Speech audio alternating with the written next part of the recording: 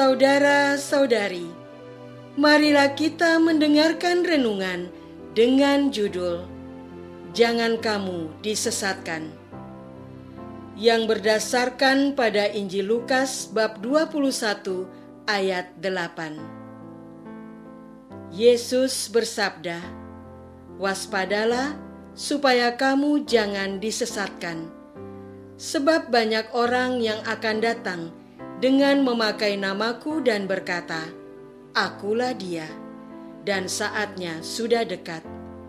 Janganlah kamu mengikuti mereka." Dalam nama Bapa dan Putra dan Roh Kudus. Amin. Saudara-saudari terkasih dalam nama Tuhan Yesus Kristus, pada suatu hari Yesus sedang berada di Bait Allah. Beberapa orang mengagumi keindahan Bait Allah yang dihiasi batu yang indah dan berbagai barang persembahan. Berkatalah Yesus kepada mereka, "Apa yang kamu lihat di situ? Pada suatu hari tidak ada satu batu pun akan dibiarkan terletak di atas batu yang lain. Semuanya akan diruntuhkan." Murid-murid bertanya kepada Yesus, "Guru, kapan peristiwa itu akan terjadi? Apakah tandanya jika akan terjadi?" Jawab Yesus, "Waspadalah supaya kamu jangan disesatkan. Banyak orang akan datang dengan memakai namaku dan berkata, 'Akulah Dia,' dan saatnya sudah dekat. Janganlah kamu mengikuti mereka, dan apabila kamu mendengar tentang peperangan dan pemberontakan, janganlah kamu terkejut, sebab semuanya itu harus terjadi dahulu. Tetapi itu tidak berarti kesudahannya akan datang segera." Ia berkata kepada mereka, "Bangsa akan bangkit melawan bangsa, dan kerajaan melawan kerajaan, dan akan terjadi gempa bumi yang dahsyat, dan di berbagai tempat akan ada penyakit sampar dan kelaparan, dan akan terjadi juga hal-hal yang mengejutkan dan tanda-tanda yang dahsyat dari langit." Saudara-saudara terkasih, sabda Yesus di atas menimbulkan kegemparan orang-orang Yahudi yang saat itu berada di Bait Allah. Mereka tidak memahami dan tidak bisa menerima bahwa Bait Allah yang begitu dihormati dan dibanggakan akan rata dengan tanah. Bagaimana mungkin bangunan yang megah dan kokoh hancur begitu saja? Kata-kata Yesus ini tidak bisa diterima orang Yahudi, termasuk para muridnya. Mereka mempertanyakan, kapan hal itu terjadi dan karena apa? Mereka mengira Yesus akan menjawab karena peristiwa alam dan peristiwa sejarah. Jawaban Yesus adalah sebuah peringatan. Janganlah kamu disesatkan. Yesus hendak menegaskan bahwa runtuhnya Bait Allah adalah sebuah peringatan bahwa akan ada orang-orang yang akan menyesatkan mereka. Menyesatkan artinya menjauhkan para murid dari Yesus. Semakin menjauhnya para murid dari Yesus, Sang Guru itulah yang diibaratkan dengan runtuhnya Bait Allah. Jika para murid tidak mendengarkan Yesus, keruntuhan dan kesesatan itu akan sungguh terjadi.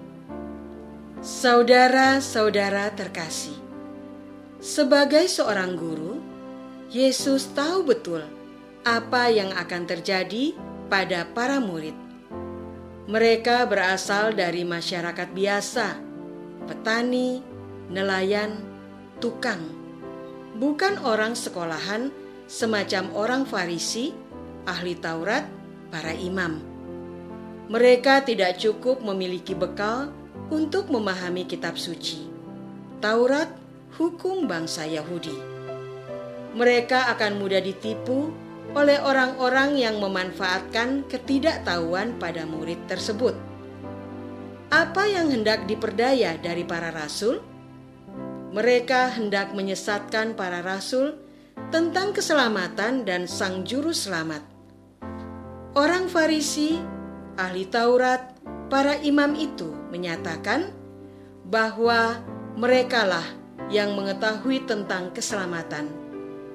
Mereka menyatakan dirinya sebagai Sang Juru Selamat. Mereka mewartakan jalan keselamatan.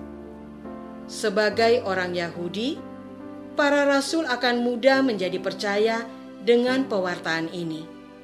Sedangkan sebagai murid Yesus, baru dijalani beberapa waktu saja. Para rasul sering belum memahami ajaran Yesus. Pernyataan Yesus tentang robohnya Bait Allah tentu saja tidak sesuai dengan apa yang diimani para rasul sebagai orang Yahudi. Saudara-saudara terkasih, jika para rasul yang hidup bersama Yesus secara langsung saja sering tidak memahami ajaran Yesus, apalagi kita yang hidup 2000 tahun setelah Yesus hadir di dunia. Kita mengenal ajaran Yesus dari Injil dan seluruh kitab suci Perjanjian Baru, pengajaran Gereja Katolik, dan iman para leluhur kita. Apakah pemahaman kita menjadi berkurang karenanya? Tidak sama sekali. Iman kita dan iman para rasul adalah sama. Menjadi panggilan kita sebagai murid Yesus untuk membaca dan mempelajari kitab suci, mendalami ajaran Gereja Katolik dengan aktif dalam hidup menggereja. Apalagi di zaman modern saat ini, orang Farisi hadir dalam berbagai perwujudan. Dunia digital, kemudahan mencari uang dalam berbagai cara, kekuasaan politis yang menggiurkan, kebebasan bertindak yang tidak menghitung norma, globalisasi yang menjadi dunia selebar daun kelor saja adalah jalan untuk merubuhkan Bait Allah. Tawaran kenikmatan dunia modern menjadi jalan pintas untuk menjauh dari ajaran Yesus. Lama-kelamaan, Yesus tidak lagi menjadi jalan dan tujuan iman kita lagi. Apakah kita semakin jauh dari Yesus?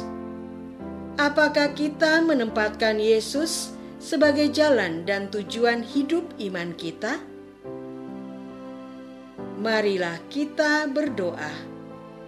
Ya Tuhan, begitu banyak godaan duniawi yang ditawarkan kepada kami dalam hidup sehari-hari. Kami mudah jatuh karenanya. Hidup iman kami menjadi menjauh dari ajaran Yesus dan ajaran Gereja Katolik. Dunia menawarkan kemudahan, kenikmatan, dan keserakahan. Yesus tidak lagi menjadi tujuan dan jalan hidup kami. Semoga Roh Kudus berkenan hadir mendampingi kami agar tidak semakin tersesat, tetapi kembali bertobat kepada Yesus. Engkaulah Tuhan kami, kini dan sepanjang masa. Amin. Semoga kita sekalian selalu dinaungi dan dibimbing oleh berkat Allah yang Maha Kuasa, dalam nama Bapa dan Putra dan Roh Kudus. Amin.